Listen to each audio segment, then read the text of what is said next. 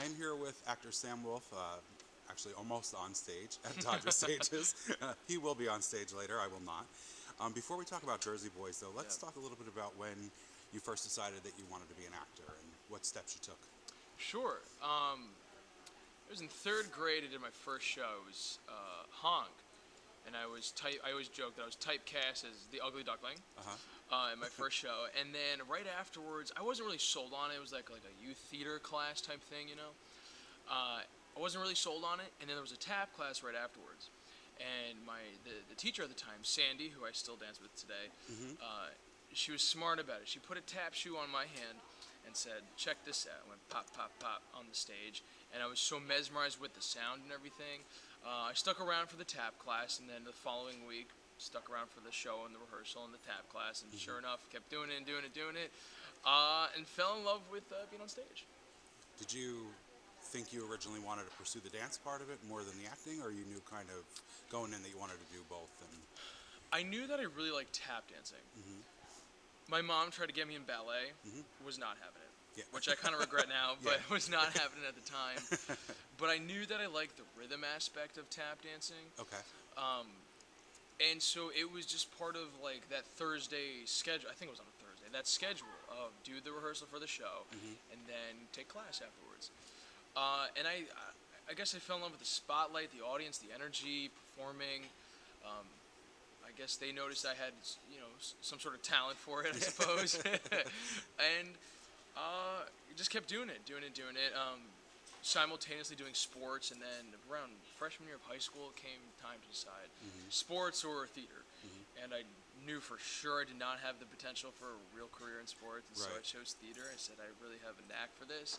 I think I can do this, and here we are. Seems like you made the right choice. I think so. Knock on wood. And I think your audiences would agree.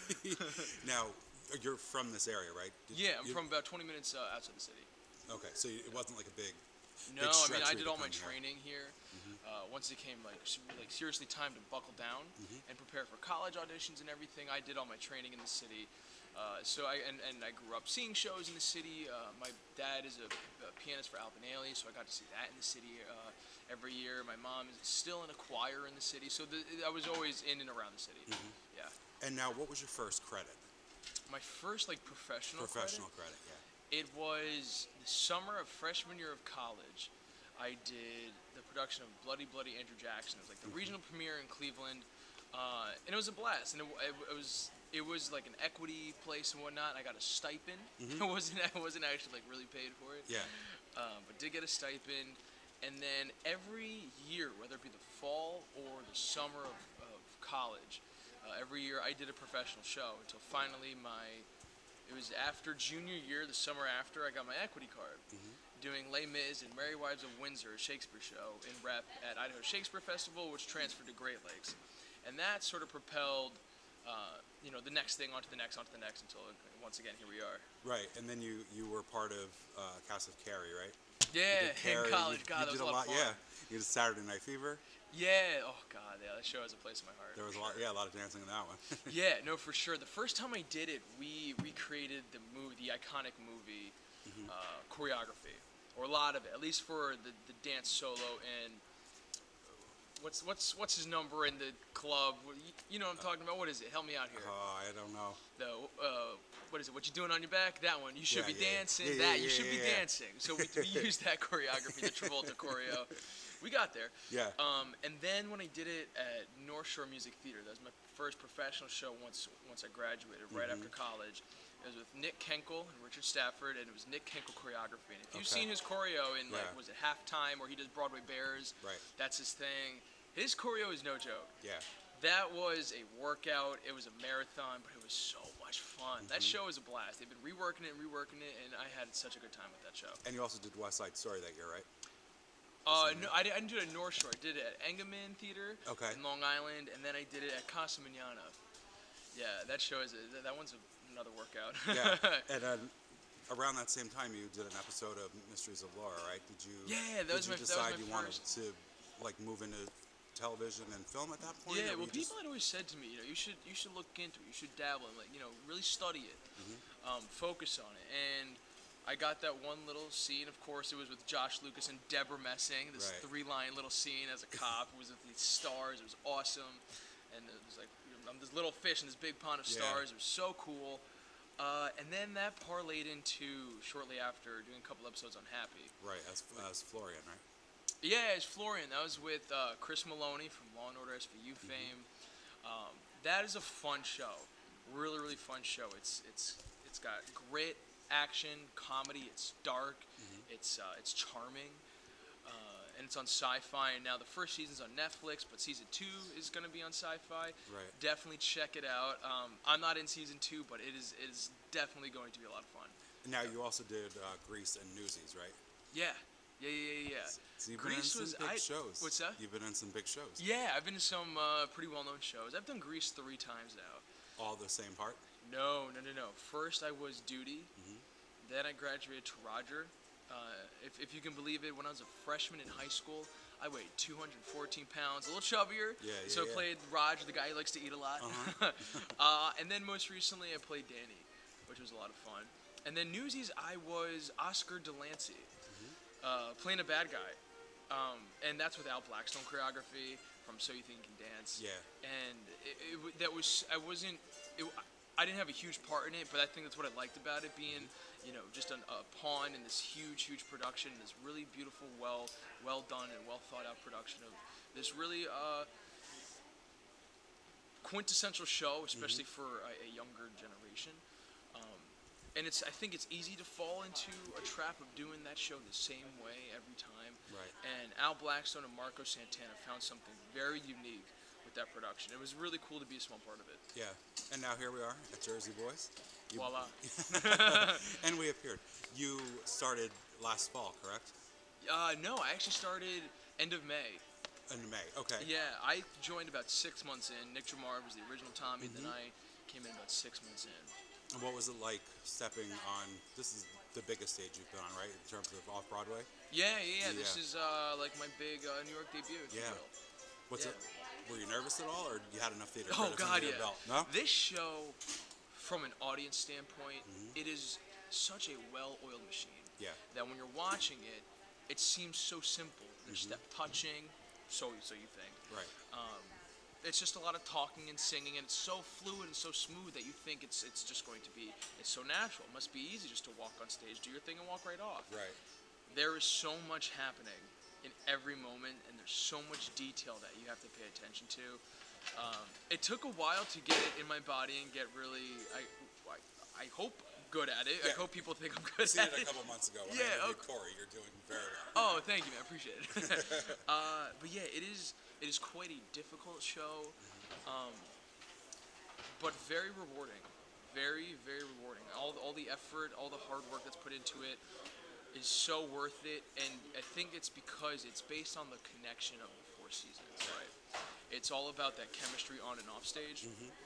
And everyone, I feel like actors really look for that meaty role or that meaty show where they can really dig their teeth into it and find a connection and, you know, have a bunch of different emotions, go all the way on the spectrum of what to experience in a show. This is that show. Yeah. If not damn near close to it. Can I say that? I'm sorry. Darn Near close to it. It's an adult website. Not an adult website. Yeah, right. Old enough website. Not that kind of it website. It is damn near close to experiencing everything on the spectrum. Yeah. And it's because of that that we're all so present with every moment. And I don't think there's a person on the stage that takes it for granted. Yeah.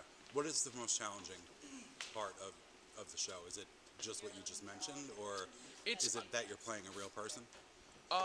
It's the real person aspect of it is sort of really just a reminder in the back of your head to root it in reality, because if you just treat it as a role, as any role that's just was written, because the writing is so good, it's kind of just built in. But you keep that in the back of your mind in case it seems too far out there. No, this really happened.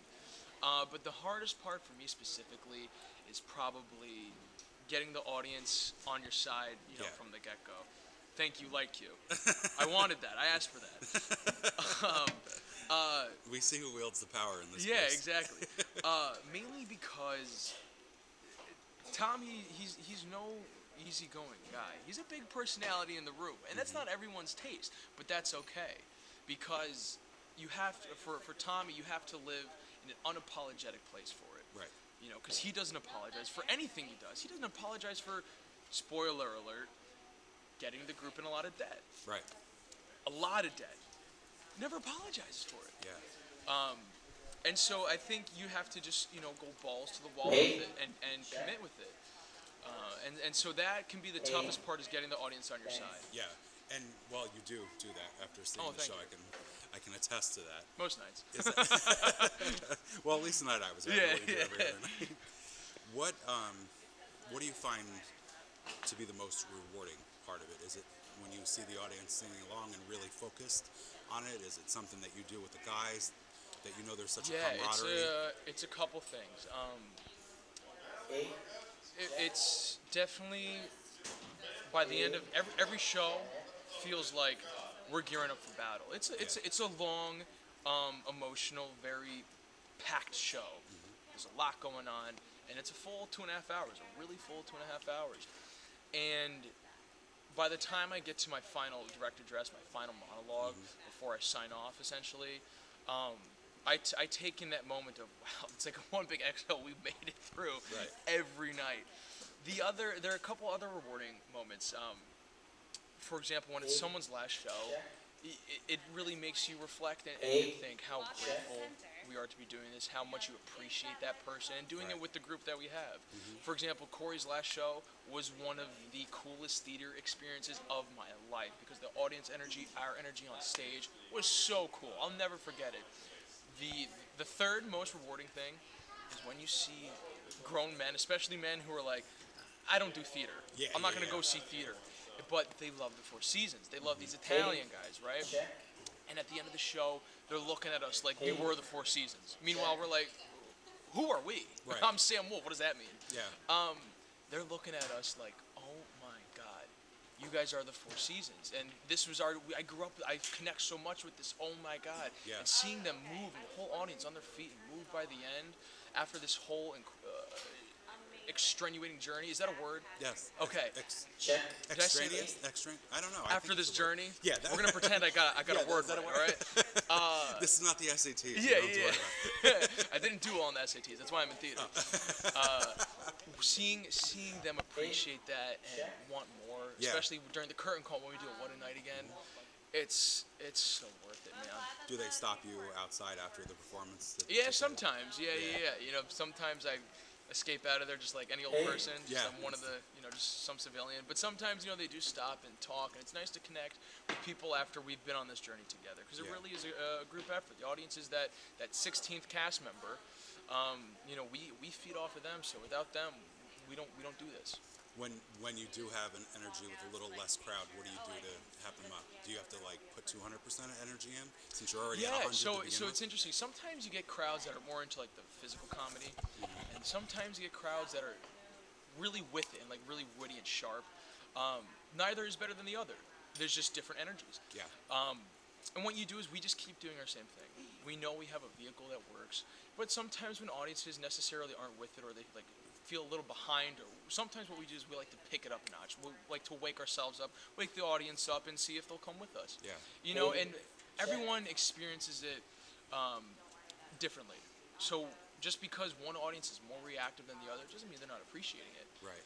They're having their own experience, and we keep doing what we do. Cool. Well, thank you so much, Sam. Thank you. I appreciate It's my pleasure. your time, and it was a real pleasure interviewing you. Appreciate it. My pleasure. Thank you.